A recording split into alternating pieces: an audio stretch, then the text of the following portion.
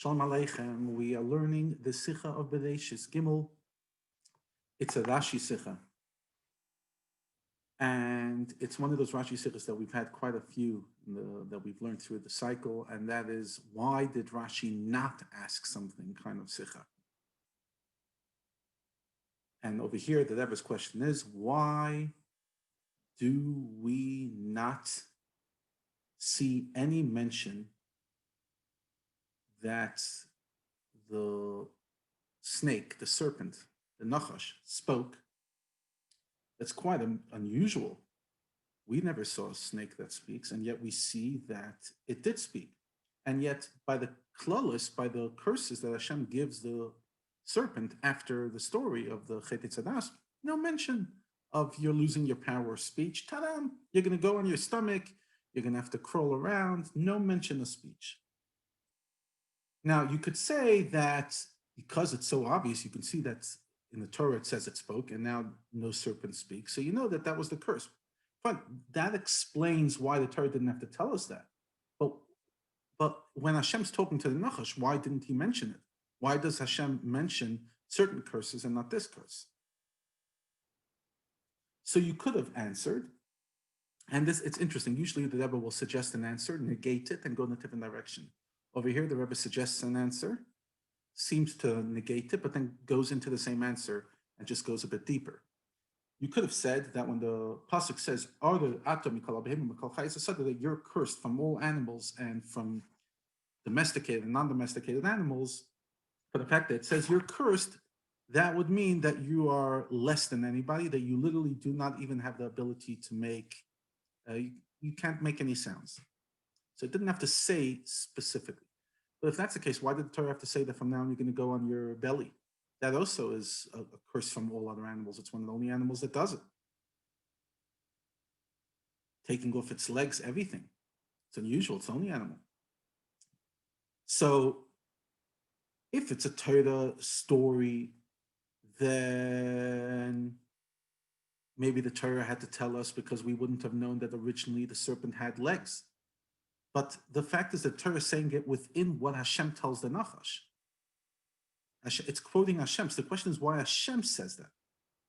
So it must mean that Or Ata includes a lot more. But then the question is, then why did he have to be specified and not that you're not going to speak again? So Rebbe says, Or Ata includes everything. But it goes more than that. In the Torah, we see the words ki asisa zois. Because you did this, other that. Now the question is, why does Hashem have to say that? Obviously, why else is Hashem cursing him? Why else is he getting punished? And anything else happen besides the story of Chet Tzadas? No. So why does he have to say ki asisa zois? So Rebbe says that means that asisa zois is mida keneged mida. What you did, that's how you're going to be other. What did you do? You spoke. You used your cunning ability and speaking to convince Chava to go and do the sin. So what's the punishment? Kiyosisa is because you did it. Exactly what you did, I'm taking away, and that is speech. And any kind of sound. From now on, snakes cannot make any sound, unlike animals, most animals that can make some kind of sound.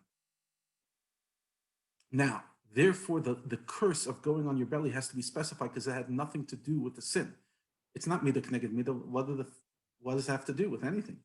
So therefore, al gechoin chatelich is specified because it's not part of the mida k'neged mida. It's a separate curse.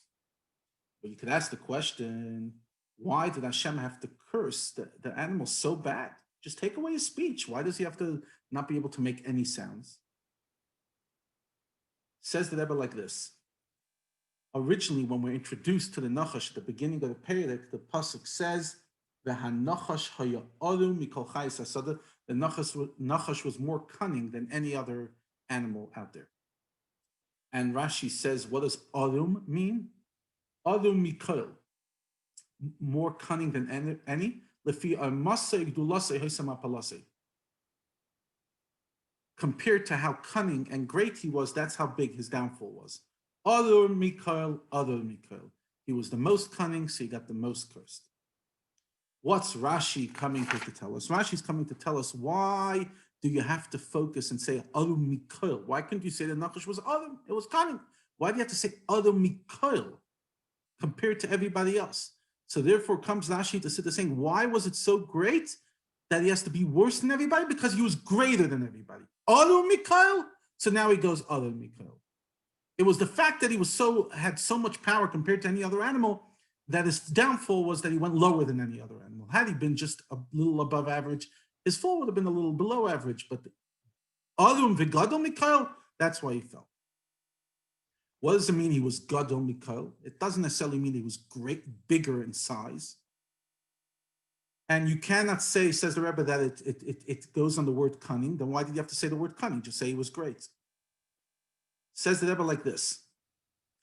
You must say that besides the fact that he was cunning, he had another incredible gedula.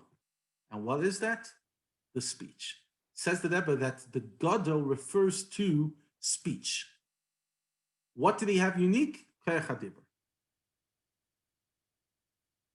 And says the Rebbe like this, by the way, you don't see that Hashem ever took away the cunningness of it, of the animal, of the serpent. Just like you don't see Hashem ever took away the speech, but it's obvious. Snakes aren't cunning. When was the last time you were ever seduced by a snake to do anything? So you could see that it was all part of Kiyasisa Zeus, other that it took away our Masai and Gdulasai. What's the idea from this? Says the Rebbe like this. Mida Taiva Meruba, Mebidas Pedanus. Good is much greater than the side of punishment. So if the chait could have caused that he went from Aru Mikael to Aru Mikael, from the most cunning to the most cursed, how much more so on the side of good, that something good that we do can turn us from Aru Mikael to Aru cunning in a good way, the Kedusha Mikael. And this hint is found dafke in the Nachash, because we find something unique about the Nachash, that when the Yidden were bit by the Nachash in Chumash Bamidbar, what was the tzufa? And we spoke about this in the Sikha then. Asiyas Nachash HaNachashis. You made dafke a Nachash out of Nachashis, out of copper. So over there we explain that it's Ishapcha, Chelek Yud Gimel, we explain that was Ishapcha from Nachash to Chayshen, etc., many other levels. So the Nachash could turn into life. So too, the lesson over here is that we can transform ourselves entirely. So just like the Nachash caused the biggest downfall, you can also cause us to be the greatest upgrade, that we can go to the highest source of life.